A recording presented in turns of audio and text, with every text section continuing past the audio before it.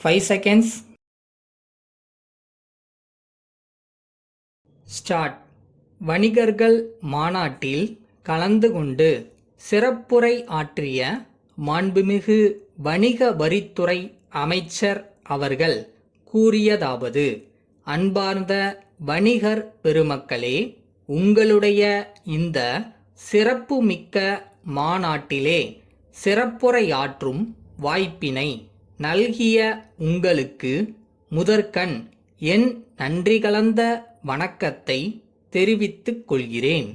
அரசுக்கு வருகின்ற வரி வருமானத்தில் பெரும் பகுதி விற்பனை வரி மூலமாகவே வருகிறது என்பதை நீங்கள் அறிவீர்கள். இந்த வருவாய் நாட்டின் வளர்ச்சிப் பணிகளுக்கும் சமுதாய நல திட்டங்களுக்கும் உரிய முறையிலே செலவிடப்படுகிறது. திரைக்கடலோடியும் திரவியம் தேடு என்பார்கள். அவ்வாறு நீங்கள் தேடுகின்ற திரண்ட செல்வமானது வீட்டு வளத்தை பெருக்குவதோடு உங்கள் நாட்டு வளத்தையும் பெருக்குகிறது.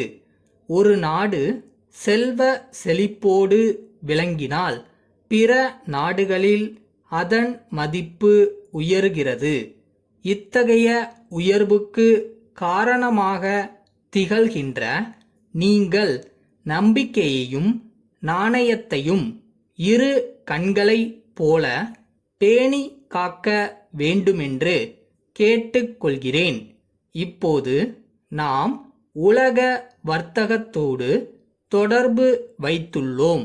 ஆகையால் இங்கே உற்பத்தி செய்யப்படுகின்ற பொருள்கள் உலகத்தரம் வாய்ந்தவையாக இருக்க வேண்டும்.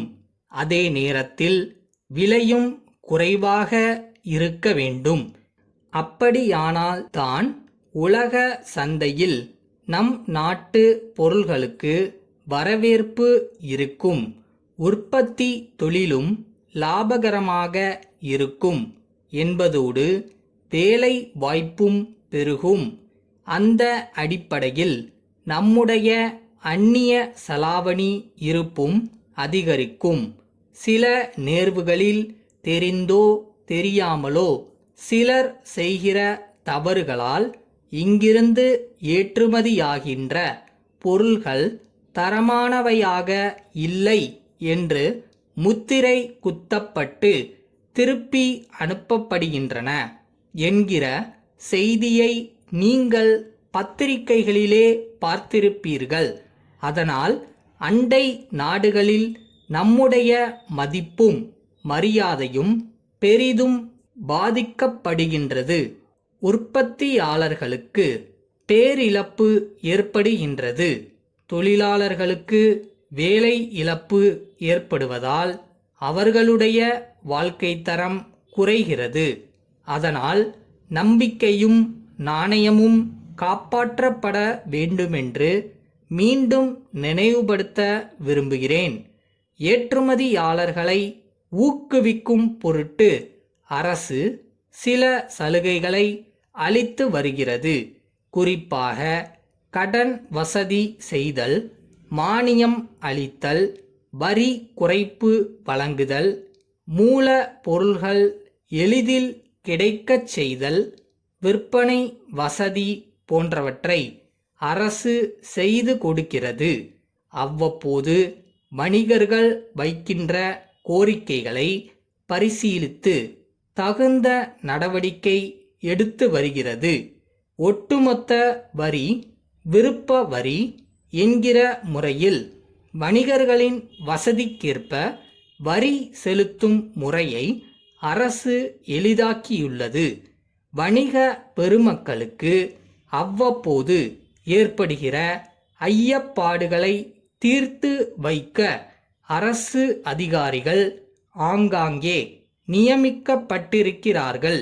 அரசின் நடைமுறையில் கடினத்தன்மை ஏதாவது இருப்பதாக தெரிந்தால் அதை என்னுடைய கவனத்திற்கு கொண்டு வரலாம். திருத்தப்படாத சட்டங்களும் இல்லை, மாற்றப்படாத ஆணைகளும் இல்லை. ஆகவே அரசுக்கு நல்லாதரவு அளிக்க வேண்டுகிறேன். அன்புடையீர் 30ஆம் தேதிய தங்களது கடிதத்தில் கேட்டுக்கொண்டபடி திருநெல்வேலியில் புதிதாக ஆரம்பமாகியுள்ள சிமெண்ட் ஆலைக்கான பங்குத் தொகை பற்றிய விவரங்களை விசாரணை செய்தோம். தாங்கள் சாதாரண பங்குகளை 70 ரூபாய்க்கு வாங்க உத்தேசித்திருப்பதாக குறிப்பிட்டுள்ளீர்கள். தற்போது அந்த சிமெண்ட் ஆலை ஆரம்ப நிலையில் உள்ளது. வளர்ச்சி பணிகள் பல வகைகளிலும் மேற்கொள்ளப்பட்டு வருவதாகவும் அறிகிறோம். சிலர் அந்த ஆலையில் தரமான சிமெண்ட் உற்பத்தியாகுமா என்ற சந்தேகத்தை எழுப்பியுள்ளனர். அவர்கள் தற்போது தயாரித்து வரும் செங்கற்கள் நல்ல தரமுடன் இருந்தபோதிலும் சிமெண்டின் தரத்தை பற்றி இன்னும் சரியாக அறிய முடியவில்லை. எனவே இந்த சந்தர்ப்பத்தில் மேற்படி ஆலையின் பங்குகளை வாங்குவது அவ்வளவு நல்லதல்ல என்று கருதுகிறோம். தங்கள் கைவசம் உள்ள சுந்தரம் சகோதரர்கள் நிறுவனத்தின் பங்குகளை நல்ல விலைக்கு விற்பனை செய்ய தயாராக இருப்பதாக அறிகிறோம். எங்களது நெருங்கிய நண்பர் ஒருவர் தங்களது பங்குகளை வாங்குவதற்கு தயாராக இருக்கிறார். அதற்கான விலை மற்றும் தங்களது நிபந்தனைகள் பற்றி விரிவாக கடிதம் எழுதுமாறு அன்புடன் கேட்டுக்கொள்கிறோம். தங்கள் உண்மையுள்ள